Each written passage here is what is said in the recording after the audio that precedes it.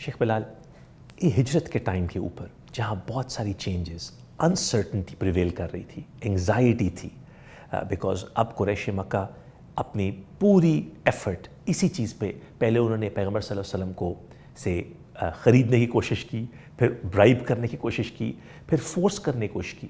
آپ نے ذکر کیا جب ان کو کوئی اور چیز سمجھ نہیں آئی تو انہوں نے مسلمانوں کو بوائیکاٹ کر دیا.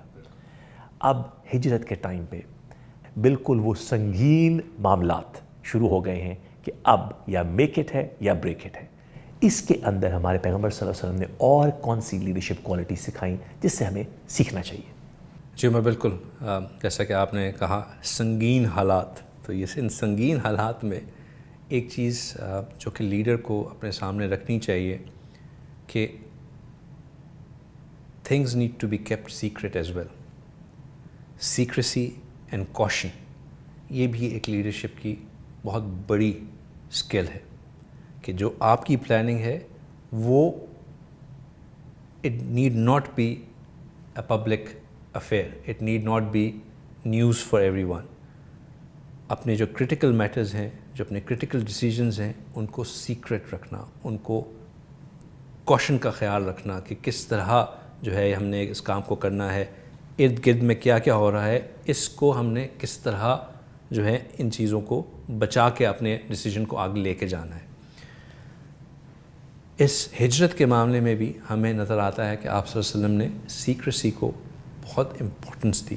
اگرچہ کہ یہ بات تو معلوم ہو چکی تھی کہ اب شاید مسلمان یثرب جانا شروع کر دیں، لیکن قریش مکہ کو یہ بات ابھی تک نہیں پتہ تھی کہ آپ صلی اللہ علیہ وسلم خود بھی مدینہ شریف تشریف لے کے جائیں گے یا وہ یہاں ہی رہیں گے. چونکہ پہلے ایک دفعہ مسلمان جا چکے تھے کسی اور ملک میں، تو شاید سمجھ رہے تھے کہ شاید اسی طرح ہو.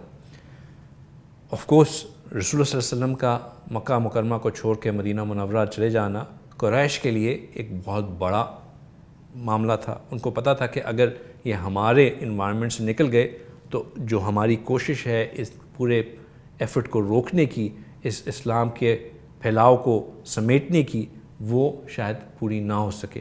تو وہ ہرگز نہیں چاہتے تھے کہ رسول اللہ صلی اللہ علیہ وسلم ان کے کنٹرول زون سے نکل کے چلے جائیں. اور رسول اللہ صلی اللہ علیہ وسلم بھی یہ جانتے تھے کہ اگر ان کو پتہ چل گیا کہ میں جانے لگا ہوں تو وہ مجھے ہر ممکن کوشش کریں گے یہاں پہ روکنے کی یا نعوذ باللہ شاید مجھے قتل کر دینے کی.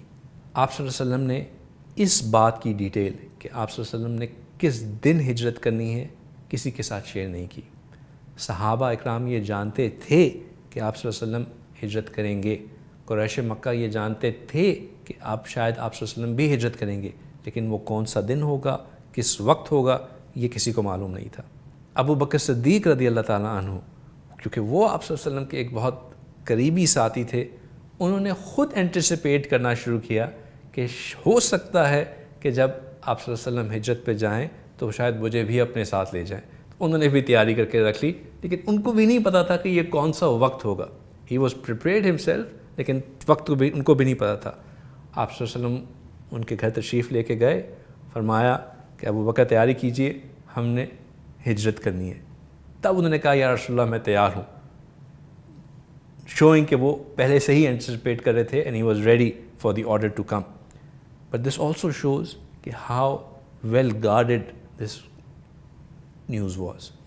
As a leader we need to keep things close to our heart which are of extreme strategic importance. As a leader we need to exercise caution. We can't throw caution to the wind. ہمیں احتیاط کرنا بہت ضروری ہے. شیخ بلال ہمیں یہ بتائیے کہ اب ہجرت کا ٹائم آ چکا تھا، ہمارے پیغمبر صلی اللہ علیہ وسلم نے ابو بکر رضی اللہ تعالیٰ کے ساتھ ہجرت کا ایفرٹ شروع کر دیا.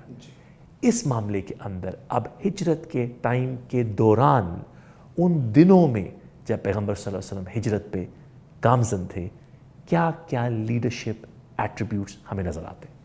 عمر بالکل، ہجرت کے ہم نے اب تک بات کی کہ لیڈنگ اپ ٹو ہجرت رسول اللہ صلی اللہ علیہ وسلم کے اندر کیا کیا لیڈرشپ کوالٹیز تھیں جس نے اس ہجرت کو ممکن بنایا یا اس ہجرت کے لیے ایک ایسا پلیٹ فارم لے آؤٹ کیا جو کہ ہجرت میں سکسیس کا فیکٹر بنی. ہجرت کے ان اٹ سیلف، جو ہجرت کے جو دن تھے جن میں آپ صلی اللہ علیہ وسلم نے ہجرت فرمائی، گوئنگ فرام مکہ مکرمہ ٹو مدینہ منورہ، اور جو واقعات بیچ میں پیش آئے، ان میں بھی آپ صلی اللہ علیہ وسلم نے اپنی لیڈرشپ کوالٹیز کو بہت خوبصورتی کے ساتھ ڈیمانسٹریٹ کیا۔ آپ صلی اللہ علیہ وسلم نے جن لوگوں کو سلیکٹ کیا to be part of this journey, Ali رضی اللہ تعالیٰ عنہ ہو گئے، ابو بکر صدیق رضی اللہ تعالیٰ عنہ ہو گئے، ان کی فیملی کے ممبرز ہو گئے، وہ ایک بہت اسٹریٹجک سلیکشن تھی۔ پھر جو آپ صلی اللہ علیہ وسلم نے جس طرح پریشر کو ہینڈل کیا، that was another great sign of leadership, اور وہ کوئی معمولی پریشر نہیں تھا۔ He was surrounded by the enemy, جب وہ اپنے گھر میں تھے، he was surrounded by the enemy when he was in the middle of the escape, he was surrounded or he was chased very closely by an enemy when he was on his way to Madinah Munawwarah. In all these situations بہت خوبصورتی کے ساتھ pressure کو handle کیا، اور اپنے ساتھ رہنے والے لوگوں کو موٹیویٹ بھی کرتے رہے، نہ صرف خود پریشر کو ہینڈل کرتے رہے، لوگوں کو موٹیویٹ بھی کرتے رہے۔ پھر آپ صلی اللہ علیہ وسلم نے اس پورے جرنی کے اندر there was forgiveness and forbearance, which two qualities جو کہ بہت امپورٹنٹ کوالٹیز ہیں۔ اینڈ لاسٹلی جو ہر چیز میں ہمیں نظر آتی ہے is trust in Allah. Trust in Allah. اپنے کاموں کو پورا کرنے کے بعد معاملات اللہ کے حوالے کرنا۔